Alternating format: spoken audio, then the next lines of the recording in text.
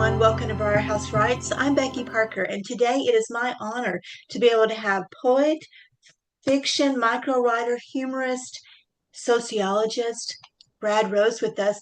Brad is the author of at least 7 collections. He's been nominated for Pushcart Prize at least 8 times. He's also been nominated 3 times for the Best of the Net Anthology. Brad, thank you so much for being part of our program. Thanks so much, Becky, for having me. I really appreciate it. Thank you. Brad, tell us a little bit about yourself. Well, that's a really long story because I'm old, but You're not old. I've been a sociologist and applied sociologist for the past 30 years. I just retired.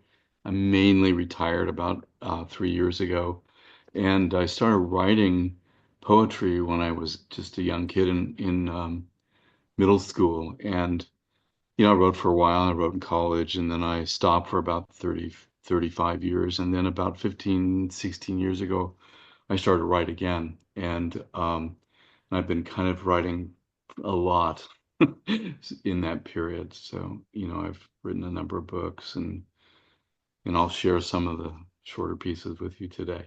Um, How has been a sociologist, how has that impacted you and in your writing? it's a really good question. I think a lot of my work, because I'm a qualitative sociologist and I've done hundreds and hundreds and hundreds of interviews of people in different kind of organizational settings, Mhm. social classes. Um, those conversations have been really powerful for me.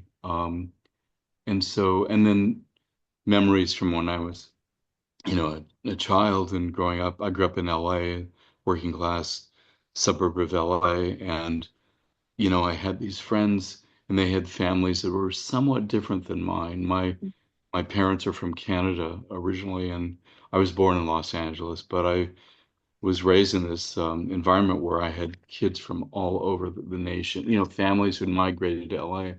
And those voices, they really are with me all the time. So, the combination of my childhood experience and my professional work, um, and then real briefly, I've worked in a number of occupations before I became a sociologist. I worked on the railway for a few years. I was an emergency room clerk.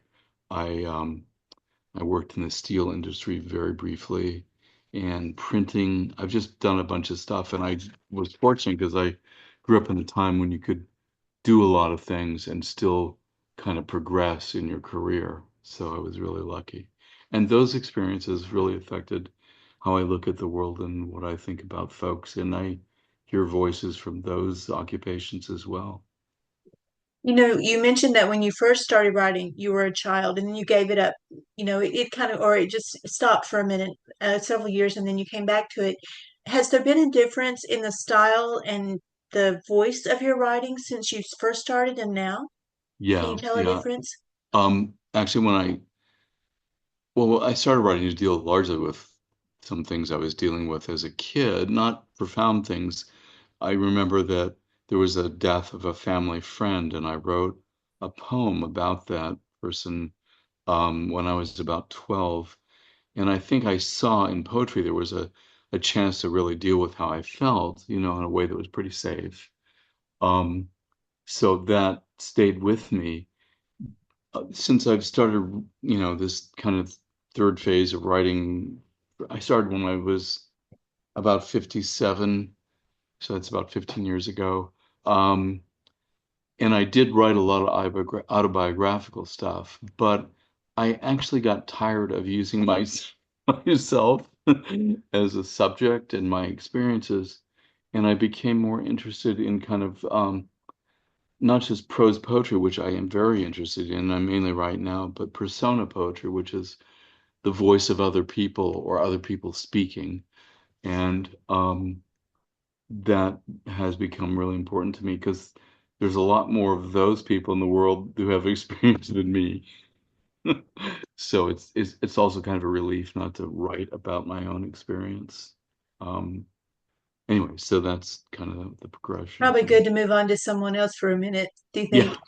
When you are writing those autographical poems, has anybody in your family discovered that those poems may be true? or that or are they just thinking, oh, he's written a really great poem. Wonder who it could My be about. my family is very supportive of my writing, and they don't read anything I write. Oh no. I shouldn't say that. My daughter does. And she's a literature major, has been a literature major at Columbia, um, and is always very helpful to me when I read stuff to her. I force her to listen to me. But my mainly like my wife very seldom reads what I write, and it's not like I'm hiding anything. It's just she's very supportive of my writing, but she's interested in other stuff, you know. Mhm. She's a physician and she's in the sciences, and she's not terribly interested in my previous experience and how I'm dealing with it. Occasionally she reads my stuff or she'll hear some of my stuff, but so the short answer is no. There's not been a huge discovery of secrets by family members. Well, I think they'll have to start reading it after we have this conversation. Yeah, So, right, um, right. Brad, one of the things I find interesting is that when people do write, they have many different styles of writing and ways that they go about approaching their subject matter. Tell us about your writing process and how that impacts your scheduling and your topics, all of that. Yeah. I once saw someone who was uh, advertising a poetry workshop that they were going to do, and they very honestly said, and I thought this was kind of interesting, that I can't teach you to write poetry. I can teach you to write poetry like I write poetry. And I thought that was pretty candid, actually. Mhm. Um, my my work is so currently the last 10 years where I've been focusing on these kind of persona prose poems is so much not about me. They're about characters. And I think if I was a novelist, I'd turn these into novels, but I can't do that. I'm not that skilled. Um, so I have these voices, and I also collect language. I'm very interested in overheard language.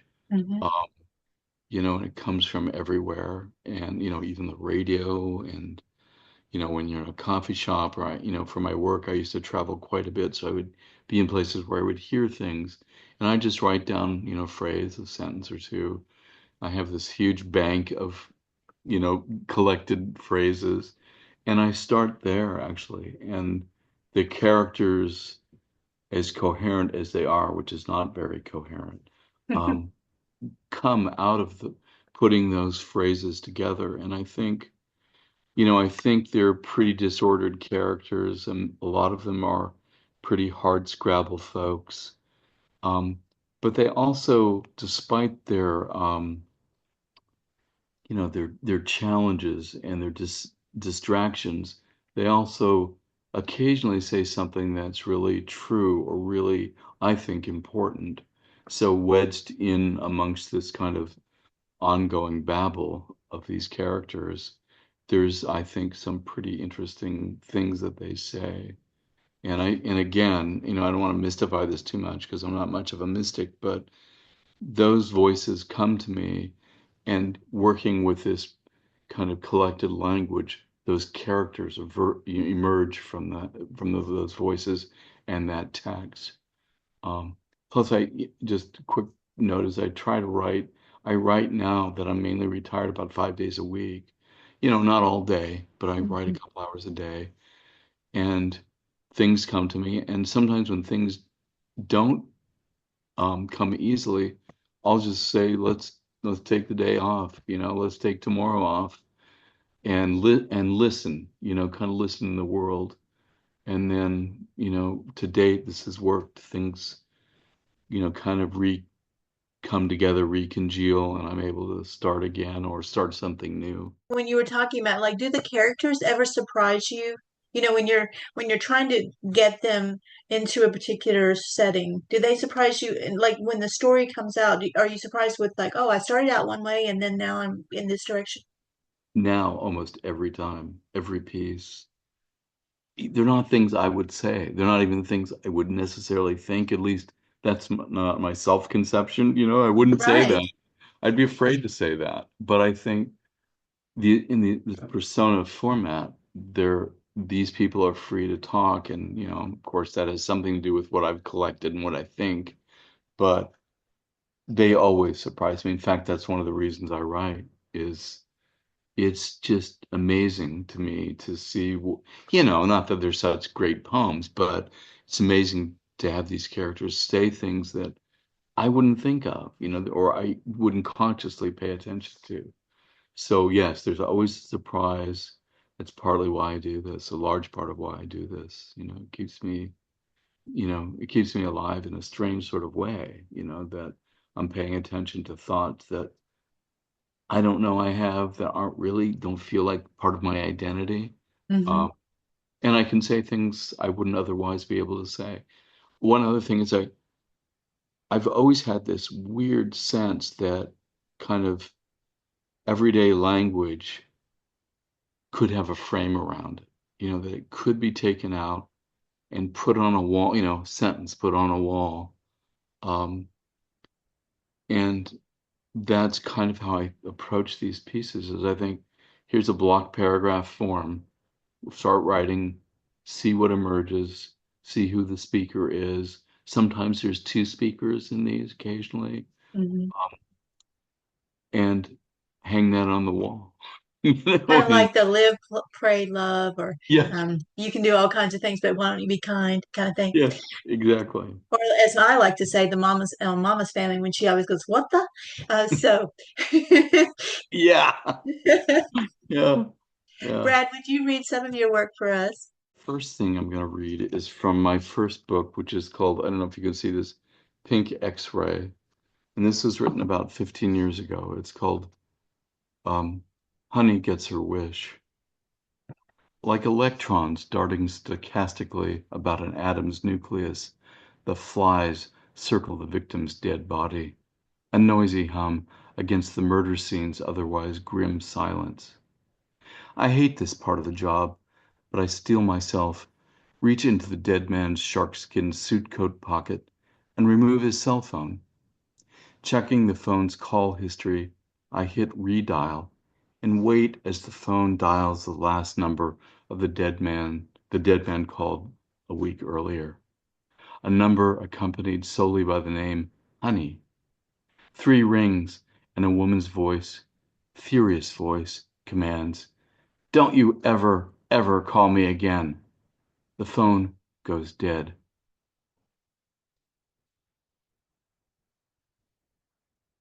The next piece is called Fate, and it's from my book called No Wait, I Can Explain. Um, and it's really brief. I've forgotten my past lives, like a blind black dog wandering a midnight highway. I'm making the best of it. Without its water, a sea would be a desert. I never let a disaster go to waste. A river of voltage flows inside me. Whatever happens, happens for a purpose. Every time I aim with my eyes closed, I hit the bullseye. I make it look like an accident. The next piece is called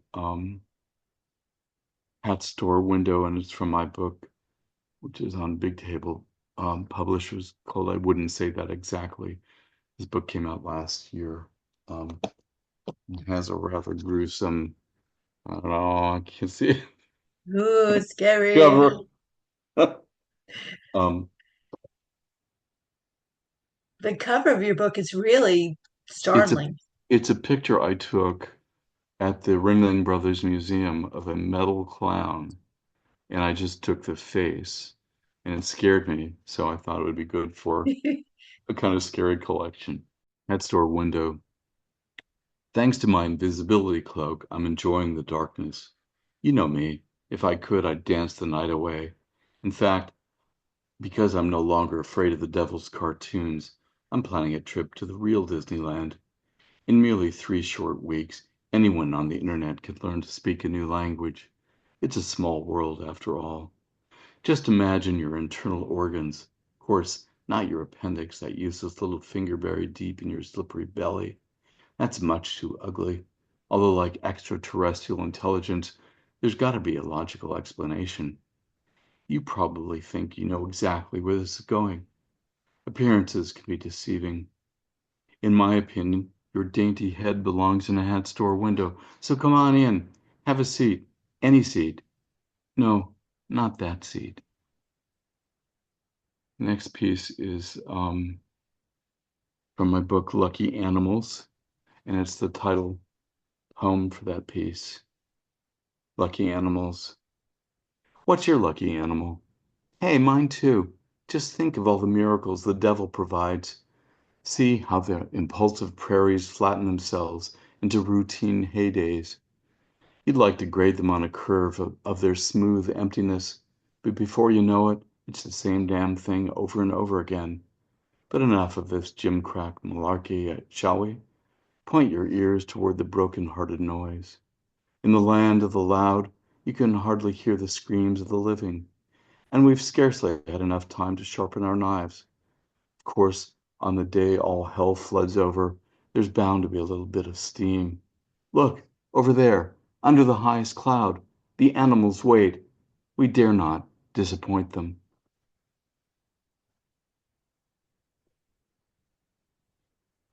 Um, do the best you can with what you've got.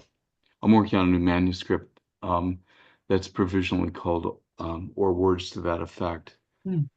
And this really short piece appeared in Dog Throat Journal in April. As career day approaches, I'm wondering, is a tattoo really the best long-term investment for me? I mean, from a skeleton crew's perspective, I guess there's no real reason to fear the alphabet, but I'm a glass half empty kind of dude, waiting for the other flip-flop to fall. No use lollygagging around until the crows come home. Hey, hand me those kittens, would you? No, just one at a time. Obviously, a chainsaw would make it easier. Here, let me show you how it's done. And then the last piece is called Fun Fact, and this will also be in the new book. Are those your legs or your pants? They're a little longish for such a narrow wicket, but like the astronauts say, you can never have enough buttons and switches, especially as you approach the speed of light. Besides, most things never happen, even on a good day. In fact, the past is never really over as long as you're only half the man you used to be. You know, like your Auntie Maybe, when she fell off that Shetland crocodile and broke her wishbone.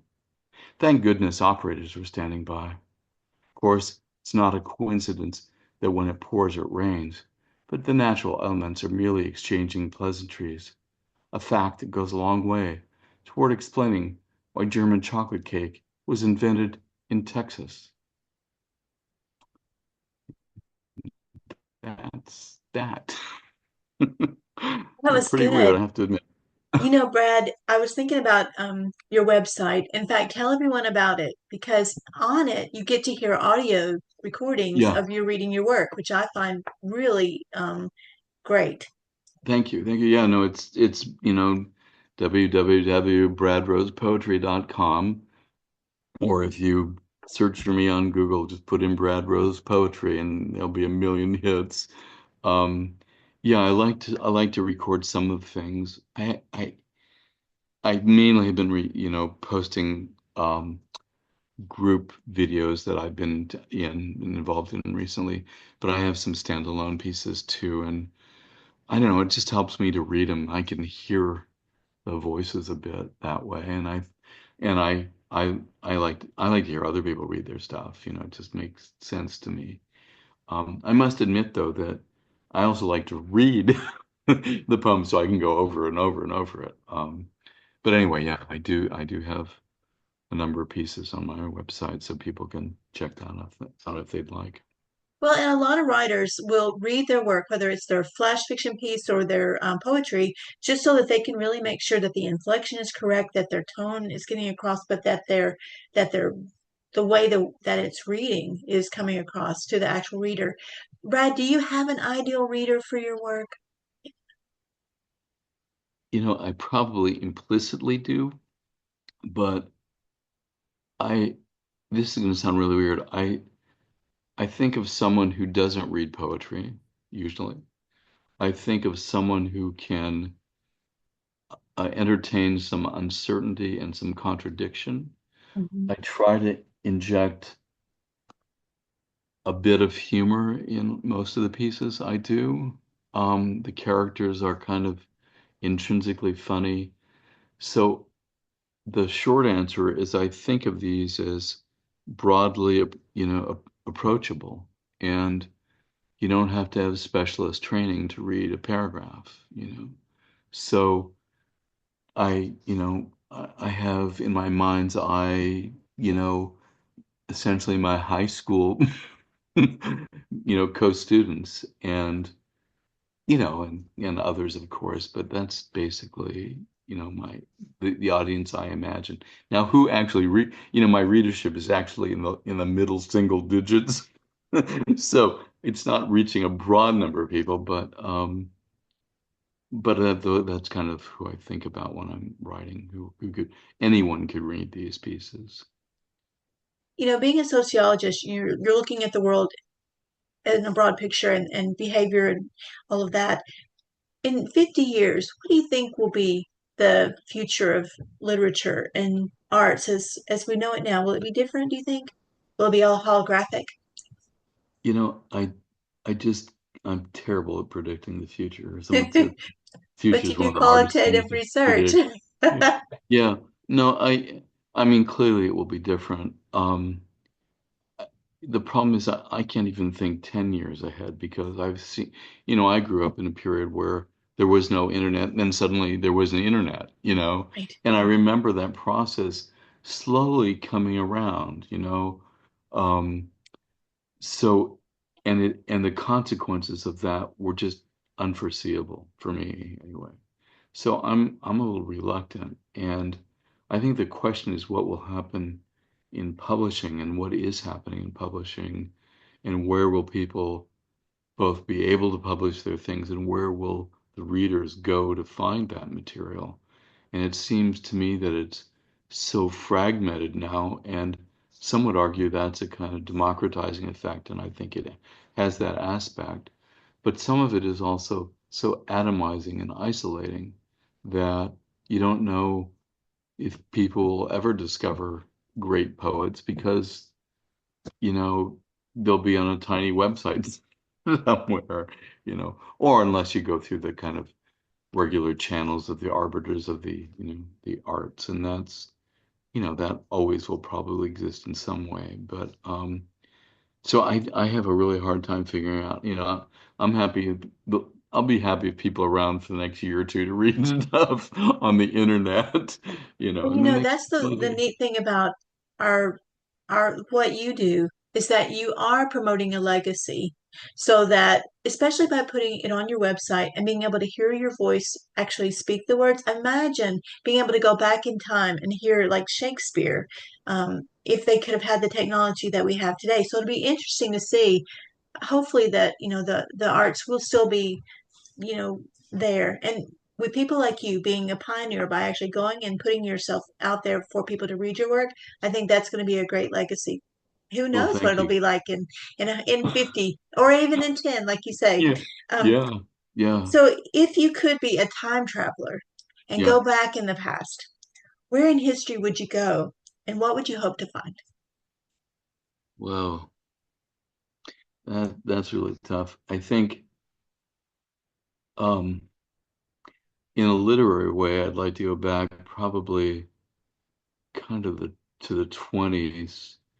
I was really taken with, that kind of cohort of writers in the 20s. Hemingway was a huge influence on me when I was a kid. Hmm. Um, so, I go to 20s Paris and and try to sit next, have a coffee next next to that table. But I don't know. I mean, there's so many periods that are really pretty interesting to me, and I think that, I'm really interested in kind of really ancient history, Hmm. and I don't know the literature of those societies at all. but I think it would be interesting to go back a couple thousand years and, because you would have such a different set of conceptual assumptions about how the world works. And if, I carried that with me, it would be really a challenge to even reconfigure how I think about things. Um, you know, Like being a Connecticut Yankee in King Arthur's court. exactly. There are novelists who are extraordinarily gifted at recreating a period. And I don't, all I can think of is my lifetime. That's the period I can imagine. But it is pretty amazing how gifted people are in doing that, reconstructing past and, you know, having things play out in that environment. When you aren't writing, what do you like to do? What are your hobbies and your interests? Um, I write all the time now, but if you asked that question 10 years ago, because I grew up in California, I started surfing very young, and I surfed until about 10 years ago, and I just there's a I didn't really consciously quit. I just slowly wound down, and surfing actually played a big role in my, not that I was a great surfer, I wasn't, um, but it was a very important part of my life through most of my life. Mhm. And so if you'd asked that question 10 years ago, it would be surfing. But now, not so. Now it's writing. Writing is my sport, essentially. But I wanted to say real quickly about surfing that one of the things it taught me was to always have to anticipate the unexpected development. Just the ocean, every wave is different, Mhm. and you got to figure it out, and you got to figure it out in real time. And so there's a way in which the changeability of the ocean and the persistence it requires, those two things were really important to me as a young person and really shaped a lot of how I think about approaching the social world too, is that you have to be, on your toes, you have to be flexible, you have to be adaptive. You also have to have a certain level of skill, baseline skill to be okay, to be Mm. safe. Right. My daughter, who's now 30, told me just 2 weeks ago, she said, the only time, she just out of the blue said to me, Dad, the only time when I was a kid that I really heard you say something extremely seriously is when we were in the water. I was teaching her how to boogie board. And Mhm. I just said to her, you know, this is a place of great fun, but it's serious. You can't just play. You got to pay attention. And she brought that up to me probably more than 20 years after I had said it. So I think that attitude has really helped me in a way to have fun. And at the same time, in my work, I try to inject some kind of gravitas as well, some kind of seriousness in amongst the play. Mhm. And I think that's been an influence on how I write. You really produce a good point, is that there's balance between being able to have fun, but don't forget that there's a serious side to some things, and that sometimes there's a really serious side, but maybe you can bring some humor to it and make it work itself out. So I think Yes. that's a very good point. Well, Brad, Yeah. thank you so much for spending time with us today at Briar House Writes. I Thank really you. appreciate it. Thank you. I've really enjoyed your questions. So thanks very much for having me.